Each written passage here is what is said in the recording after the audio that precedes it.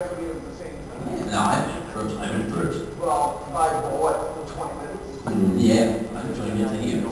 Anybody know who Trace Booty is? Bird does! He was Dr. Forrester on Mystery Science 3000. He was also Protein Robot on Mystery Science Theater 3000. Trace was guest of honor at Megaplex 4, 5, 6 years ago, something like that. And, yeah, I'm just, he's agreeing with me. I'm going to subject, thank you. I saw Trace about to get into an elevator, and you remember it's the talk I give you, treat the pros like they want to, don't fawn over them, so I didn't want to fawn over the man. And I went up and said, by the way, Mr. Boyu is the character of Dr. Forrester you created is, quite an inspiration to a man of science like myself. I would be very pleased to buy you a drink someday, just like we cheats to do, right? Yeah. And Trace totally caught me off guard. He said, I'm not doing anything now. I said, well, Bob, let's go. So we went out to the bar, and I bought Trace a drink. And then he bought me a drink. And we bought each other a drink. Then Jude came by and bought us both a drink. I bought both a drink. Yep. And then someone else came by. No, we bought you a drink, and then we drank your drink. And then I bought you a drink, and him a drink, and I drank half of your drink and part of his drink. But that was it. You traded drinks. And then we got 3 drinks and poured them all together and got 3 straws. Yeah. And I don't remember who was the first one who looked at, this was at a pool in Florida. The bar is out by the pool. One of us, and I don't think any of us will ever remember who was first, looked up at the bar and you could get your drink. You could get your drink in a coconut shell that had been carved in the shape of a monkey's head. Yeah. And somehow, simultaneously, all 3 of us went, monkey! Got a monkey! The wait person came around, a monkey!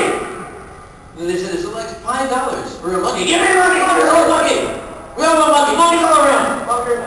And you had, what would you drink? You were drinking, like... I think I just had a scotch on the rocks. You had scotch on the rocks out of the monkey? Trace had a zombie out of the rocket, and what did he call it?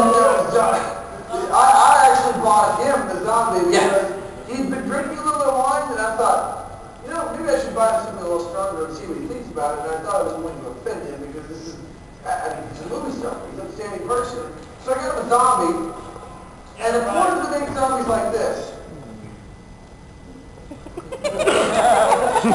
she picked up everything in the goddamn bar and dumped it in the thing, and shook it up a little bit and put it in the monkey head. And he gave it to him, and he shipped it, and he went, jet fuel. I mean, you were really good at that point. Okay, we're good to go. We're fine. So 2, and we were all drinking out of the monkey with a straw coming out of the monkey's head. He had his jet fuel zombie, 2 had scotch on the rocks. I had a magnificent Chateau Saint Michel Riesling semi-dry 2001. Out Out of a monkey. But that's not why I like to tell this story. The reason I like to tell that story is, sometimes now covered with fur. Sometimes when one has inspiration from the right source, and Trace is an inspiring man. We were sitting at some point, just he and I, and we were talking, I was talking about the convention, this convention, always been around this many years, many conventions like this. And he's just not even listening to me. He's watching some fursuiters walk by, like this. And he said, now you have to picture the Dr. Forrester voice. He said, I just have one question. Who are you people? Which guy? Okay, so I was going to give him, an anthropomorphic fan of, ancient Egypt and all that. No. This man is a fan himself. We don't need to spoon feed him what this. We need to give him the real answer. It was a sci-fi fan, obviously. Exactly. I didn't know what the real answer was, so I started to wing it. I said, sir, you ask the wrong question. The question is not, who are we? You need to ask yourself, who were we? We were the fat kid. We were the kid with the big thick glasses. We were the awkward kid. We were the kid who wasn't good in sports. We were the kid confused about his sexual identity. We were the kid that for some reason the other kids said, "You don't belong with us." Now mankind, being a creature of social nature, seeks out companionship. Denied companionship by our peers, we turned to the next best place that we could find it. Some of us turned to swords and sorcery. Some of them turned to the stars. We turned for companionship to the happy, smiling, accepting faces of the cartoon characters we saw on Saturday morning television. Now, sir, to answer your question. You ask who we are, and I tell you we are nothing more than adults who never forgot their old friends.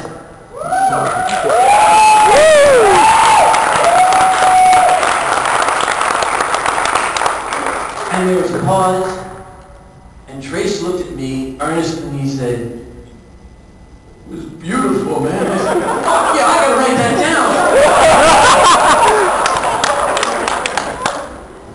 I have a perfect story we can talk about. You know the crazy horse in Germany?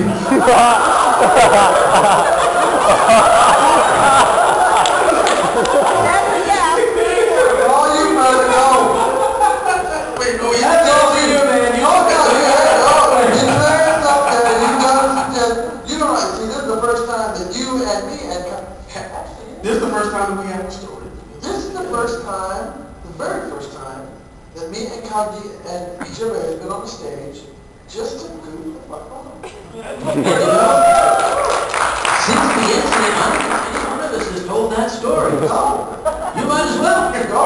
You were there. You were there. Someone left early. But Someone didn't eat the dinner in 4 hours. We got our dinner. Go on, Jim, you tell us. And the staff decide they have this, well, he comes up to me and he says, "Jibba, we're going to dinner. Don't tell anyone. Meet here at 4 p.m. And I love your mother to death. Me too. But you told your mother. Yeah, and I'd like to kill her. And your mother told everybody. His mother told I saw everybody. her in the bar. Don't tell anybody, but we're all going to dinner at 4. So we all go to dinner, and this is a mom-and-pop restaurant. And by all, we mean all 700 people at your occurrence. They had, what was it, 3 staff people there? It was 4. The owner, his wife, and 2 employees, one of whom was the cook. And think of 200 people showing up to this little mom-and-pop restaurant that only seats 80. Yeah, okay. You know that one bird that if you tell them about something, then there's going to be about 150 other birds that's going to know about it too. That's what happened here. They only had seats for, what, about 70 people. Yeah.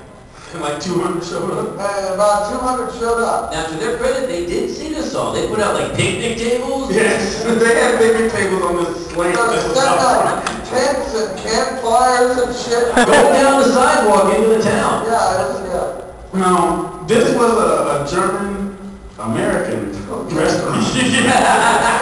It was called Crazy Horse. When I walked in, the first thing that I saw was a Confederate flag.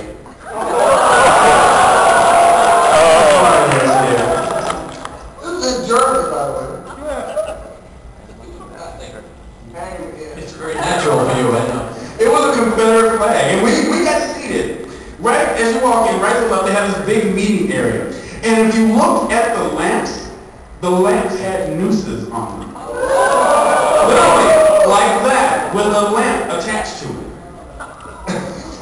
Wow. Obviously, Jibba started feeling a little bit uncomfortable. He got very pale. Yes, pale horse. And with all these 200 people, we're sitting there, well, we're at the special table. We were in the special You said table. we stepped off the side. We were at the special table because we walked in and went, No, that's what you did. they put us at the special table. No, they set us with Jim, and even though it was all perfectly random. I mean, the Germans are not the kind of people who would be prejudiced against somebody. Are there any by the way. Any Germans? Yeah. We have Germans. Spezielle Grüße sind die Deutschen. Ich bin ein Bundesvorsitzender. Ja. You know, World War II was all just a bet between Hitler and Stalin.